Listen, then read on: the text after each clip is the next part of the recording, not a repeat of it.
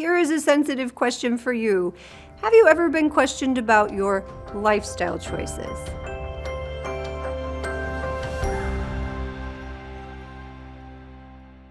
Or have you ever questioned your own lifestyle choices? And by this, I'm politely referring to whether or not you are eating, drinking, smoking too much, or maybe using prescription medication in an off-label way. Maybe even a few of these, right? Or maybe it's not one of these, but something. And you kind of know inside, I'm not really getting away with this forever. Maybe you're not getting away with it now. I find we all kind of know what it is, even if we put it aside in our minds. Now, if we're getting older and we are overdoing any of these or engage in any other behaviors harmful to our mental or physical health, we might not bounce back in the way that we used to. And you've probably noticed this already. A big part of physical resilience, never mind psychological, as we get older is making the changes we need to so that we can avoid disease, and so that if we do run into an illness, we can weather it. We can bounce back as best we can. I want to talk about this in a real way, though, because I know that we are very attached to our lifestyle choices, even if sometimes they're making us sick.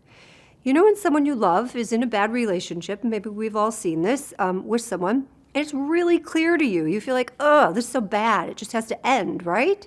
And you can't understand why they don't let it go, why they don't end it. That's the outside perspective.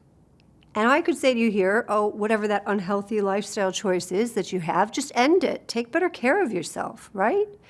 We know that probably won't work, though. And this is because the inside perspective for us in this is, I know it's not really good, but it's not all bad. I have a lot of good memories with this, or there are a lot of parts of me that get attended to in this that don't get attended to in my other relationships. Or it may not be that great, but it's kind of all I have right now, or maybe all I feel I deserve, sometimes even deeper. And maybe we feel like, look, other people, they get those good things. I get this. This is what I get. What I know is that people's relationship with a substance or a habit can be kind of the same thing. And the inner conflict that goes on inside of us sounds a little bit like, I shouldn't, but I can't help it. It's bad for me, but I need it. It's really too late to turn it around, so I'm just going to. I'm not really hurting anyone else, just myself, Or maybe really I just can't do life without this. Okay. Inside, sometimes it feels like this lifestyle choice holds us together a little bit. Or sometimes it feels like it rewards us for unseen sacrifices. Or maybe it takes the edge off loneliness or anxiety or bad thoughts or memories or disappointments, right? You may very well feel like the reason why you were able to get through something very hard was because you knew you could have a drink or a smoke or whatever it is for you. It's complex because it's got good associations as well as bad, right? And there are complex reasons for substance misuse, ranging from genetic to environmental to undiagnosed illness to sometimes a lot of biographical pain that we don't even understand ourselves. Okay. And when we take a look at a person's development and their physical and psychological burdens and their story, what we pretty much often find is that their relationship with their substance of choice makes perfect sense. The only thing is, as we get older, we know that these are going to start taking their toll on our bodies, right? Let's go through a couple of signs that we may want to begin thinking about changing a relationship with our lifestyle choices. Here's a couple of things that we can think about. Let's honestly really confront these. If you're overweight due to overusing food or alcohol, right, or sometimes underweight, that's a sign. If you drink 3 or more drinks a day, that's a sign. If you're still smoking and not really thinking about not smoking, that could be a sign.